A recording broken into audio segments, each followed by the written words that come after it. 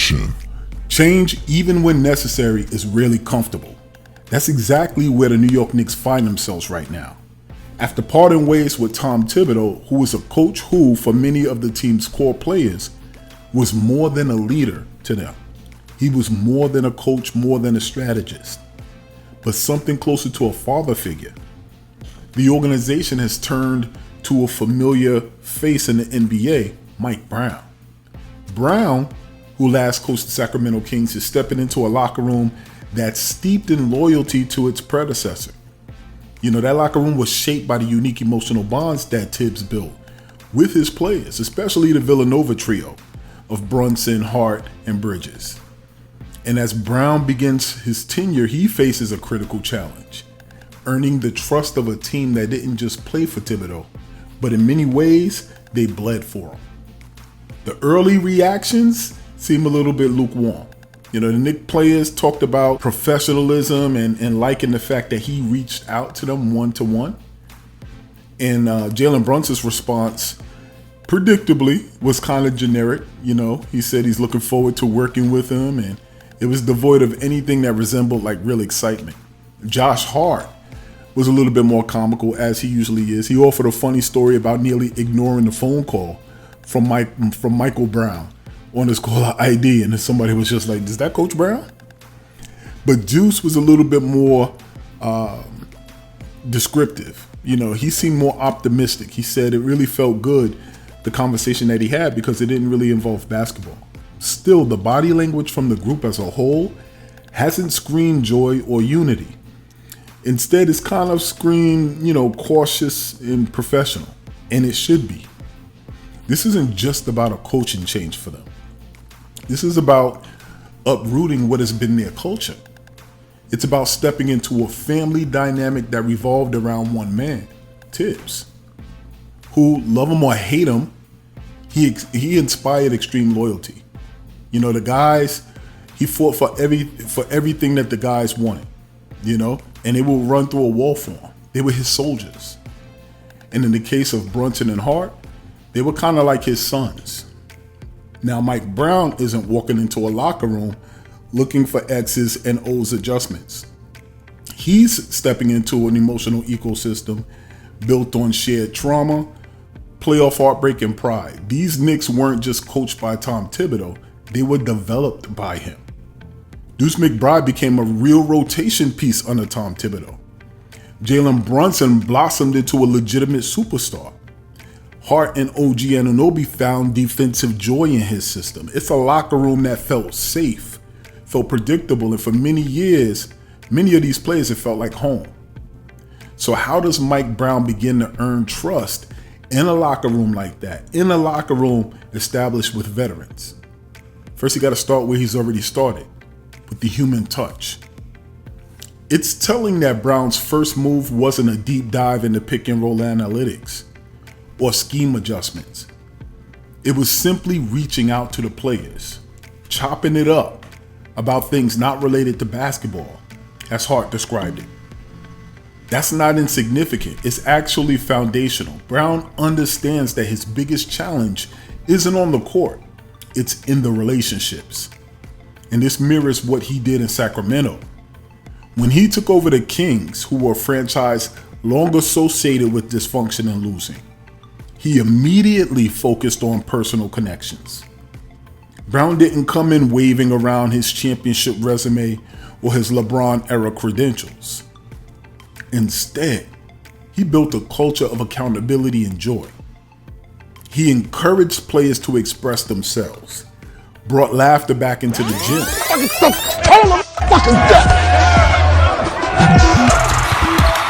the fucking jets on! Turn the fucking jets on! But above all, he made sure his guys knew he saw them as people first. With the Knicks, he'll need to double down on this human-first approach.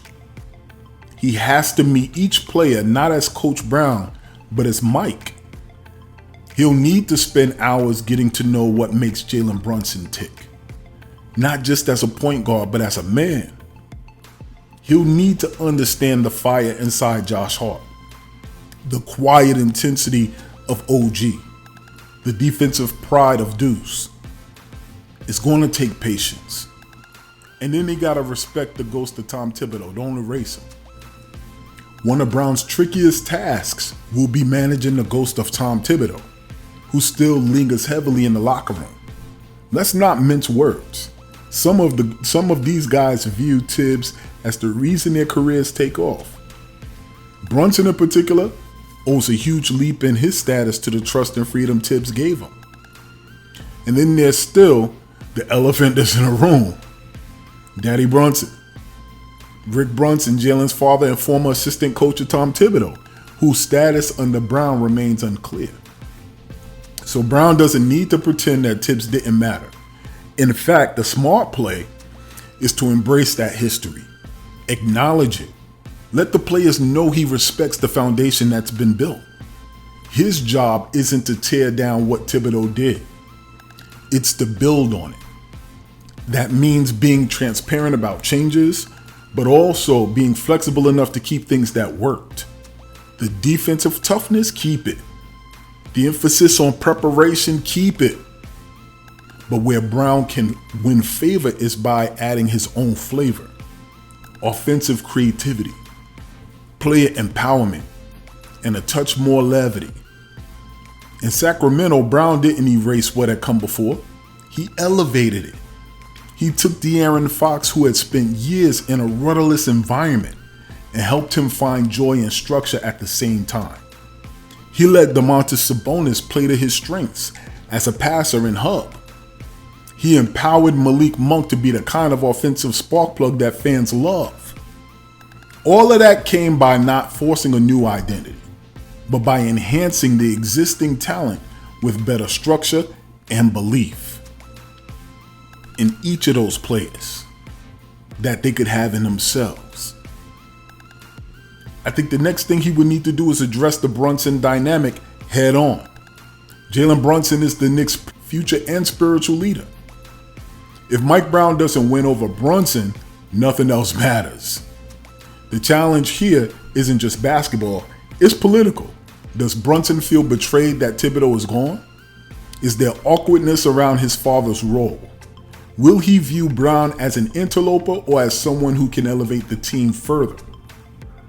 This is the tightrope that he's going to have to walk. Brown needs to be intentional about building a partnership with Brunson off the bat. Not just coach to player, but collaborator to leader. One of the best things Brown did in Sacramento was give De'Aaron Fox real agency in the offense.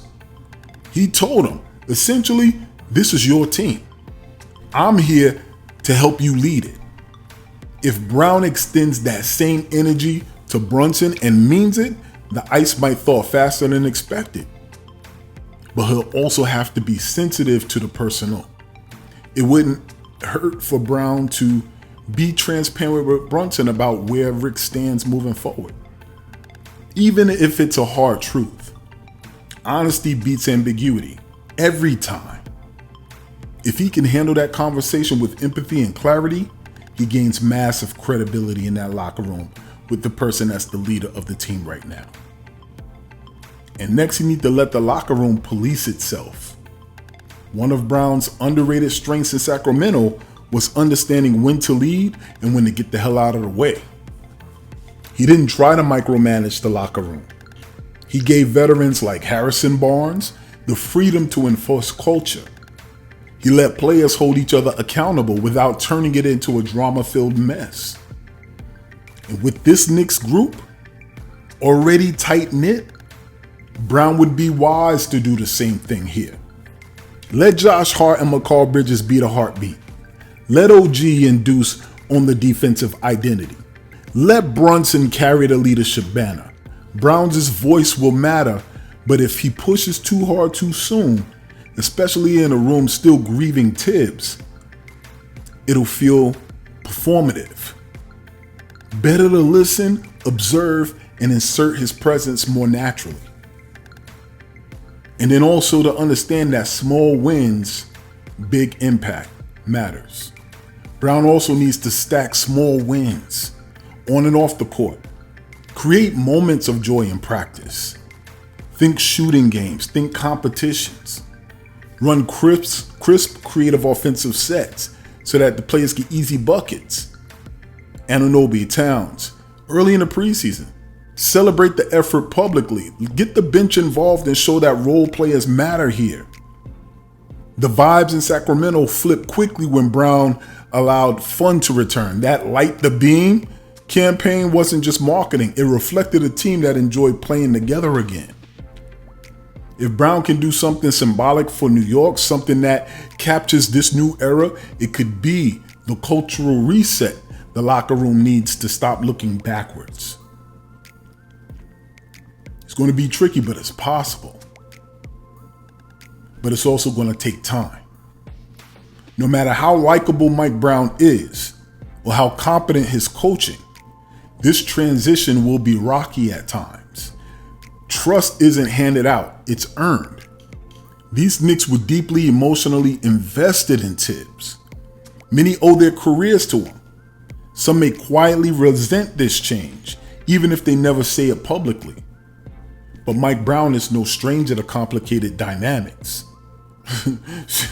He coached LeBron James. He's been fired, he's been rehired, he's been scapegoated, and he's been praised. He's seen dynasties form and teams crumble. He knows how to survive, but more importantly, he knows how to connect. If he can respect the past, be patient with the present, and prove his worth in the near future, he may just guide this extremely talented Knicks team into a new identity, one that honors Thibs but belongs to Brown. And when the wins come, the love will follow, even from Jalen Brunson. So you gotta be hyped, you gotta be excited, but you also gotta be interested in how this unfolds. What do you think? Leave your comments below. Keep this in mind. The same thing applies to life that applies to Coach Brown. If there is no struggle, there's no progress. But also remember this, whether it's out there in the real world or here in these YouTube streets, here at Knicks Deli, everybody eats. I'm your boy Sheer, and I'm out. Peace.